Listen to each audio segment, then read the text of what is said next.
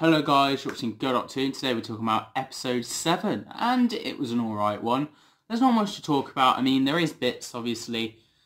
Interesting point was the fact that this episode had gods, in a way. I mean, we've had demons, we've had devils, why not some gods? And some, like, I don't know, like, these two races believed in gods. It got explained in the episode, but basically they managed to trap one of the gods, and there's only two immortals, and they don't really understand human life and all that sort of stuff. But yeah, basically this other god wants to save this other mortal that's trapped in there, and it sends signals and a trap to Graham. And Graham was actually incredible in this episode. We got to see a bit more of him, you know. We got to see a bit about his friends, and they're playing cards and stuff, and his friends are checking up on him, you know. I mean, every time we do get information about Graham, though, we talk about Grace, and I'm like, I would like something more than just Grace, you know, instead of that overshadowing, you know. I get that it was a big part of his life, Grace was, and it's sad that she died, but I would like more than that, you know what I mean?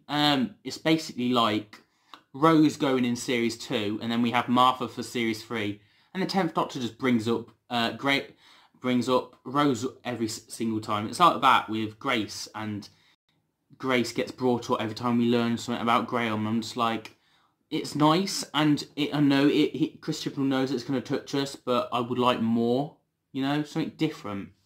But Grace attacking Graham in his dreams and saying, "Why didn't you save me? You should have done more." And Graham's cancer coming back in his worst nightmare, you know, scenario. It's quite, oof, you know, it got me, and I was just like, oh, bless him. Because I know people who've had this. I've seen who survived off it, and I've seen, sadly, someone who close to me is gone. And I've seen both ends to it, and it does pull emotions for me. But yeah, you know, and then we have the Doctor, and he's asking a question at the end of the episode, bringing that into play, that he is scared, and this is it. Should he face it? What should he do? And the Doctor doesn't know. And in a way, I'd like the Doctor to give an emotional speech. I mean, she gives one every single time. Why doesn't she give a speech about this? I mean, he managed to do speeches about save the planet and do all that, and, you know, hippie stuff that, yes, I get we need to save the planet, but she does massive speeches on. Well, why don't you do a speech for Graham, you know? And she doesn't know what to say, and it just goes, oh, alright then. And then we also have Ryan questioning himself, should he stay on, I guess, in the end. And he does miss his friends, and they are stopped while he is progressing, you know? They're on different levels, they're in different bars. That's quite interesting to see, the companions like that. Basically, we also got a little reference from Orphan 55. Don't know how people are going to react to that, but, you know, maybe that makes it more present that we're going to get, that's our future. I did think, who the hell's that old dude? And I realised it's actually Ryan's friend as an old man, and yeah, like that. It's all visions. And then we got another vision of Yaz, and I didn't know who the hell this woman is. I still don't know. I might have to check it and rewatch, but yeah, who's this woman? You have a police woman, then you have Yaz, and then you have this other woman. And I was questioning, like, was that her sister? No. Is it a sister that sadly died or something? And I was like, who is it? Is it a friend? Or is it something like that? And I don't have a clue. I still don't know who that was. But then we learned that Yaz was having a tough time with exams and bullying and stuff like that. So, yeah. You know, so we get a bit more detail on that, I guess. I thought we'd get more than that. But then we have the Doctor and the Timeless Child, and yes, that was what I wanted. And then it just went, and I was like, no, I want more. That was pretty good. I just like the dreams. I thought that worked well. The main villain, the bald guy, I thought he was creepy. I thought he was different. He shook me. I was like, this little girl was in sleep, trying to go to sleep, and then she turns around and he's like, bam, and it scared the hell out of me. I was like, I was expecting it. I was like, oh, he's gonna be here, but then it went, and I was like, oh. So yeah, I got a bit of shocked with that. It's like watching a horror film. Definitely the Bald Man was definitely like the Sarah Jane Adventures, the Nightmare Man in a way, although he's not. He's a god, he's better than that, and he's powerful than that, and he has more abilities. But these fingers giving wet willies and all that sort of stuff, I'm like, okay, that's a thing. Alright, what do the fingers do though? They come at you and then they disappear. I mean, what, is it meant to just go boop, and you're asleep, or what? Obviously he fed off them, he created this monster. For some reason, I don't have a clue why he fed this monster. And then the Doctor, as always, uses the weapons against the villain, and the monster starts attacking them. It was an alright villain. I mean, yeah, the monster was alright, I guess. It looked a bit like the CGI wolf from Series 2, David Tennant and the wolf and the Queen Victoria thing. Tooth and Claw, I think it was. Yeah, it looks like that, really. A bit obviously different, but you know. And then the Slovene hands as well.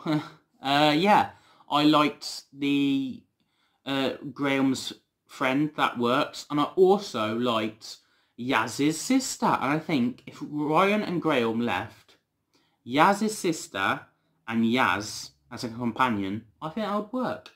Obviously, develop Yaz a bit more. But yeah, just basically the villain, they were sucking out all these horror, giving all these people emotions and nightmares and all that sort of stuff.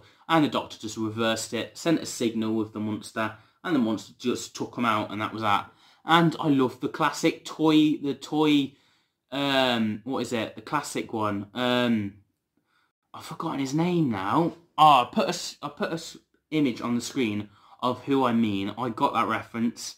The toy, I don't know. Oh, it's so annoying. I know it's in my head. You're going to comment down below and go, no, he doesn't know Doctor Who. I do. It's the first Doctor story. Yeah, I'll just put it on the screen. But yeah, that was a nice little reference. And yeah, that was it. There's not much to talk about other than this episode. I just thought it was alright. I mean, I'd probably give it an 8 out of 10, maybe. Yeah, an 8 out of 10. I would have to bump up Spyfall and episode 5 to do that. But I think it's an 8 out of 10. Probably pushing down to a 7-ish. But, you know, I'll give it an 8 out of 10. And I'm interested for the next one. It looks interesting. So yeah, that was my review. And hopefully, if I've managed to do it right, I've done a recording, my reaction to this episode. So hopefully, if I get it down in a couple of days, maybe I'll release it on Friday or something. Yeah, check out my reaction to this episode.